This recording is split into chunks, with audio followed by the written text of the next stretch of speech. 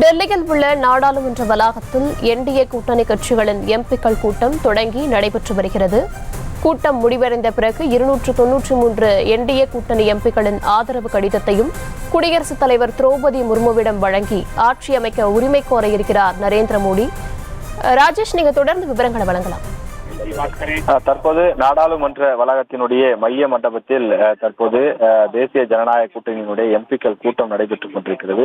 இது அந்த கூட்டணியில் இடம்பெற்றிருக்கக்கூடிய பல்வேறு தலைவர்களும் பங்கேற்றிருக்கிறார்கள். அந்த கட்சியின் சார்பிலே இருக்கக்கூடிய அந்த எம்பிக்களும் அமர்ந்து கொண்டிருக்கிறார்கள். இப்போது ஒவ்வொரு தலைவராக பேச தொடங்கி இருக்கின்றார்கள். குறிப்பாக இந்த கூட்டத்தை பொறுத்தவரையில் பாஜக தேசிய தலைவராக இருக்கக்கூடிய ஜே பி நட்டா, முக்கிய தலைவர்களாக இருக்கக்கூடிய ராஜ்நாத் சிங், அமித்ஷா உள்ளிட்டோர் பங்கேற்றிருக்கிறார்கள். இது மட்டுமில்லாமல் தேசிய ஜனநாயக கூட்டணியினுடைய முக்கியமான அந்த கூட்டணி கட்சியாக இருக்கக்கூடிய தெலுங்கு தேசம் கட்சியினுடைய தலைவர் சந்திரபாபு நாயுடு, ஐக்கிய ஜனதாதளம் கட்சியினுடைய தலைவர் நிதிஷ்குமார், சிவசேனா தலைவர் ஏக்நாத் ஷிண்டே ஆகியோரும் பங்கேற்றிருக்கிறார்கள். இவர்கள் தவிர மதச்சார்பற்ற ஜனதாதளம் தலைவர் HD குமாரசாமி, லோக் ஜனசக்தி ராம்விலாஸ் கட்சியினுடைய அந்த பிரிவு தலைவர் சிராக் பாஸ்வான் உள்ளிட்டோரும் பங்கேற்றிருக்கிறார்கள்.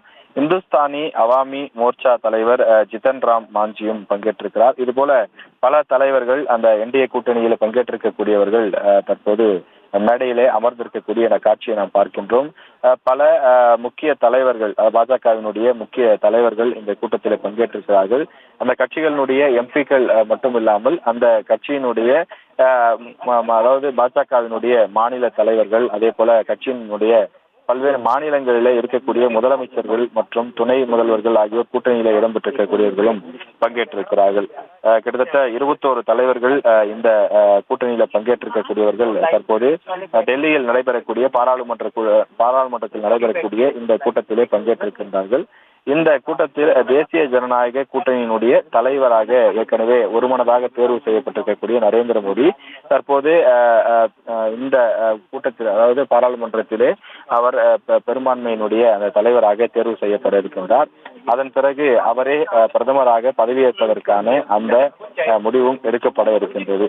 ஏற்கனவே இது தொடர்பாக என்டிஏ கூட்டம் ஒன்று ஜே பி நட்டா அவர்களுடைய அந்த இல்லத்தில் நடைபெற்ற போது அப்போது தீர்மானம் ஒன்றும் நிறைவேற்றப்பட்டிருந்தது. அந்த தீர்மானத்திலே மோடி தலைமையிலான தேசிய ஜனநாயக கூட்டணி அரசு ஏழை பெண்கள், இளைஞர்கள், விவசாயிகள் மற்றும் துன்பப்படக்கூடிய இந்திய குடிமக்களுக்கு சேவை செய்வதில் உறுதியாக உள்ளதாகவும், இந்தியாவின் பாரம்பரியத்தை பாதுகாப்பதன் மூலம் இந்திய மக்களின் வாழ்க்கை தரத்தை மேம்படுத்தவும் நாட்டின் அனைத்து துறை வளர்ச்சிக்காக தேசிய ஜனநாயக கூட்டணி அரசு தொடர்ந்து பணியாற்றும் என்றும் தெரிவித்திருந்தார்கள்.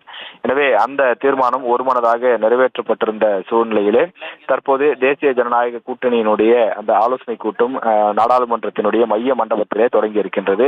தமிழகத்தை சேர்ந்த கூட்டணி கட்சி தலைவர்களும் தற்போது இந்த கூட்டத்திலே பங்கேற்றிருக்கிறார்கள். அது மட்டும் இல்லாமல் பல்வேறு மாநிலத்தை சார்ந்த அந்த கூட்டணி கட்சி தலைவர்கள் இந்த கூட்டத்திலே பங்கேற்றிருக்கிறார்கள். தேசிய ஜனநாயக கூட்டணியில் பங்கேற்றிருக்கக்கூடிய அந்த கட்சிகளினுடைய எம்பிக்கள் கிட்டத்தட்ட 292 எம்பிக்கள் இந்த கூட்டத்திலே பங்கேற்றிருக்கின்றார்கள். அந்த எம்பிக்களுக்கு அழைப்பு விடுக்கப்பட்டு அவர்கள் தற்போது இந்த கூட்டத்தில் பங்கேற்றிருக்கக்கூடிய நிலையில் தங்களுடைய நாடாளுமன்ற குழு தலைவரை தேர்வு செய்வதற்கான ஒரு முக்கிய கூட்டமாக இந்த கூட்டம் பார்க்கப்படுகின்றது. நாடாளுமன்ற குழுவினுடைய தலைவராக தேர்ந்தெடுக்கப்படுபவர் பிரதமராக செயல்படுவார். நமக்கு தெரியும், பிரதமர் நரேந்திர மோடியை மீண்டும் 3வது முறையாக அவர்கள் தேர்வு செய்ய இருக்கிறார்கள். அதுதான் இந்த கூட்டத்தினுடைய மிக முக்கியமான கருப்பொருளாக இருக்க போகின்றது.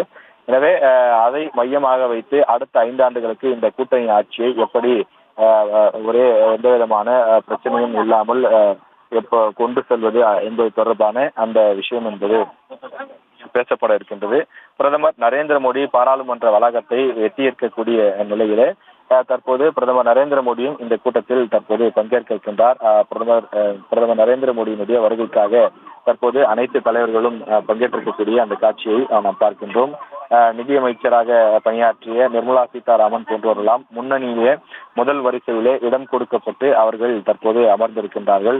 நிதிஷ்குமார், சந்திரபாபு நாயுடு அவர்கள் இருவரும் தான் இந்த ஆட்சியினுடைய மிக முக்கிய பங்காற்ற போகிறவர்களாக அரசியல் நோக்கர்கள் கருத்து தெரிவித்து வருகிறார்கள். குறிப்பாக அவர்களை கிங் மேக்கர்ஸ் என்றே குறிப்பிடுகிறார்கள். ஏனென்றால் பெரும்பான்மைக்கு தேவையான இடங்களாக 272 இடங்கள் இருக்கக்கூடிய நிலையில் அவற்றை முழுமையாக பாஜக பெறாத இல்லாத நிலையில் தெலுங்கு தேசம் மற்றும் அதே போல நிதிஷ்குமார் அவருடைய 2 கட்சிகளுடைய எம்பிக்கள் தான் பெரும்பான்மைக்கு தேவையான அந்த எம்பிக்களை அதிக அளவில் வைத்திருக்கிறார்கள். அதாவது தெலுங்கு தேசம் கட்சி 16 எம்பிக்களையும் நிதிஷ்குமார் வசம் 12 எம்பிக்களும் இருக்கக்கூடிய நிலையில் அவர்கள் மிக முக்கிய பங்காற்றக்கூடிய ஒரு நிலை உருவாகி இருக்கிறது. எனவே அவர்களுக்கு பிரதமருக்கு அருகிலேயே இடம் ஒதுக்கப்பட்டு அவர்கள் அமர வைக்கப்பட்டிருக்கக்கூடிய அந்த காட்சியை நாம் பார்க்கின்றோம்.